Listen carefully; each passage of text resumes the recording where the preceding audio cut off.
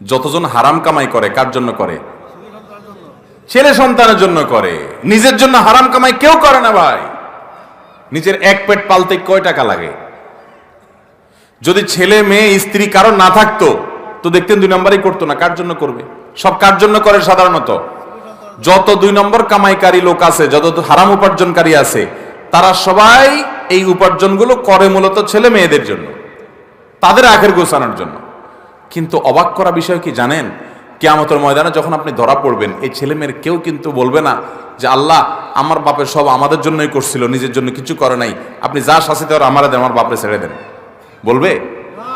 আল্লাহ কোরআনে বলছেন ইয়াউমা ইয়াফিরুল মারউ মিন আখিহি ওয়া উম্মিহি ওয়া আবিহি ওয়া সাহিবাতিহি ওয়া বানিহি লিকুল্লি ইমরিইম মিনহুম ইয়াউমা ইযিন শাআনুন ইউগনি। সেদিন সবাই সবাইকে দেখে পালাবে। মাকে দেখে সন্তান পালাবে, বাপ তো পরের কথা, যে না জানি আমাকে এসে ধরে কোনো আমলের জন্য।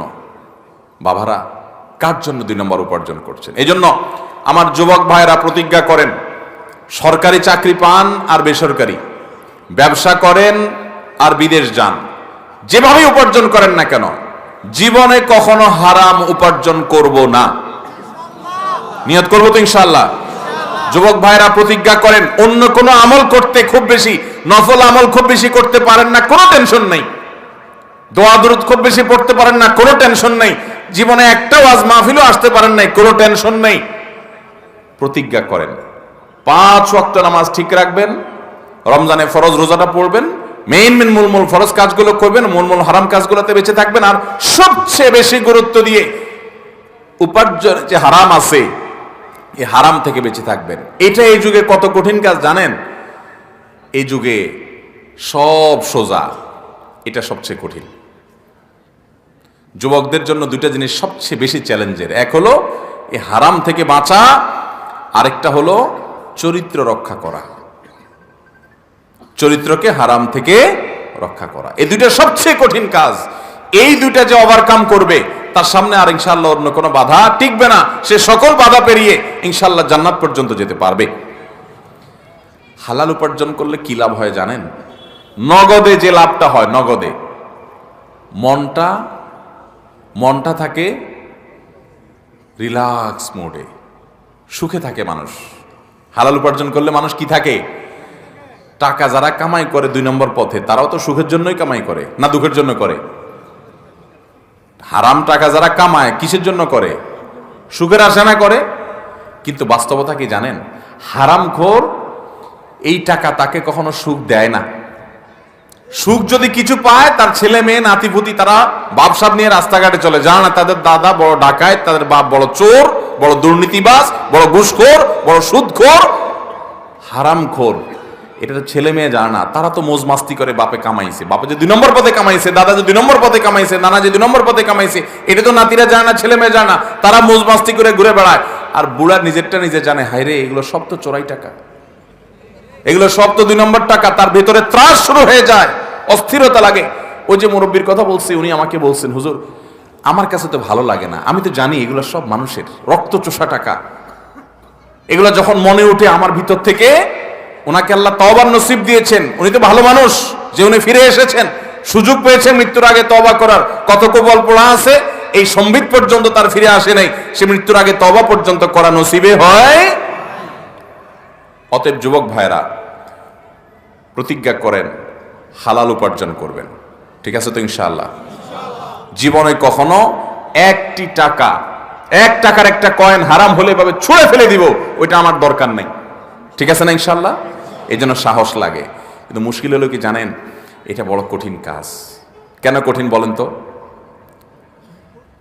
এটা করলে আপনার বউটা আপনারে বলবে যে রাখো তোমার সংসার, আশেপাশে সবাই কত লাল হয়ে যাচ্ছে, নীল হয়ে যাচ্ছে, কালারফুল জীবন যাপন করছে, আর তুমি কি মিয়া 10,000 টাকা বেতন পাও, এটা দিয়া খয়রাত আনো? দেখবেন বউটাও খুব একটা রাজি না। আরে বউ তো অনেক পরের কথা, নিজের জন্মদাতা বাপটা দেখবেন খুশি না। গর্ভধারণ করছে যে মা, সে মাও দেখবেন বলবে বাবা এরকম করলে কি চলে, একটু অত ইসলামকে মেনে পারা যায়? বলবে কি বলবে না? এই জন্য গোটা পরিবারকে ইসলামের উপর উঠাতে হবে। বিয়ে করার জন্য এমন একটা মেয়েকে জীবনসঙ্গী হিসাবে নিতে হবে যে হারাম থেকে বাঁচার জন্য প্রয়োজনে জীবন দিতে প্রস্তুত আছে, তারপরে হারাম খাবে না, হালালে তুষ্ট থাকবে। হারামখোররা অনেক চকচকা লাইফ লিড করে, আমরা দেখে মনে করি কত সুখে আছে, কিন্তু ও জানে ও নিজে একটা চোর। জানে কি জানে না? এটারে বলে অপরাধ বোধের অদৃশ্য দাহন। ভেতর থেকে জ্বালা পোড়া আছে, উপর দিয়ে হাসে ফিটফাট, ভেতরে কিন্তু সদরঘাট। কারণ সে জানে সে কি, সে দুর্নীতিবাজ, সে চোর, সে ডাকাত, সে খুনি, সে মানুষের রক্তচোষা, সে হারাম খাইছে, এটা সে জানে। আমরা বাইরে থেকে দেখে মনে করি অনেক সুখে আছে, সে জানে তার মনে কত অস্থিরতা, পেরেশানি। আর যদি হালাল উপার্জন করেন কি লাভ হবে জানেন? সব বাদ দেন, নগদ লাভ হবে কি? আপনার হয়তো অনেক বড় বিল্ডিং নাও হইতে পারে, আবার অনেকে হালাল করেও বিল্ডিং হয়, গাড়ি বাড়ি হয়, আল্লাহ তাদেরকে দেয়, ব্যবসা বাণিজ্য করে হালাল পথেও মানুষ পয়সা আলা হয়। পয়সা আলা হওয়া কিন্তু আবার দোষের না, ভুল বুঝেন না। আল্লাহ একজনকে হালাল টাকা দিছে, হালাল টাকা কোটি কোটি টাকা হয়ে গেল, হইতে পারে কি পারে না? পারে, কিন্তু এটা কঠিন।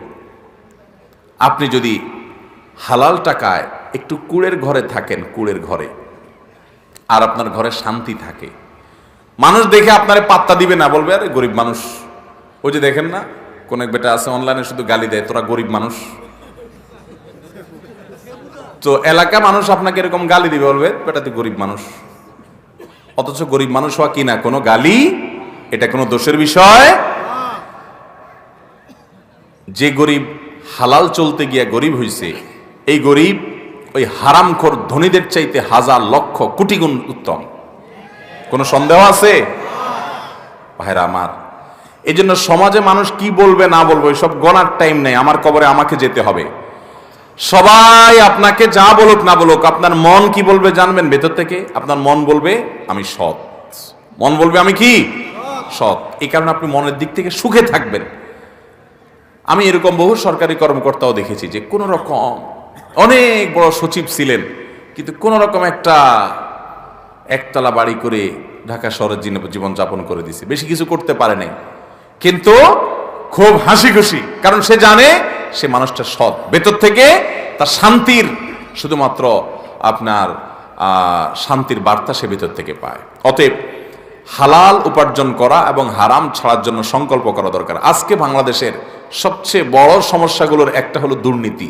প্রতিটা পদে পদে পদে পদে চেয়ারে চেয়ারে, চেয়ার তো দূরের কথা, চেয়ারের পায়া, চেয়ারের খুঁটি, চেয়ারের আপনার কাপড় চোপড়, চেয়ারের পেরাক যা আছে চিপা চাপা সবগুলা ঘুষ খা।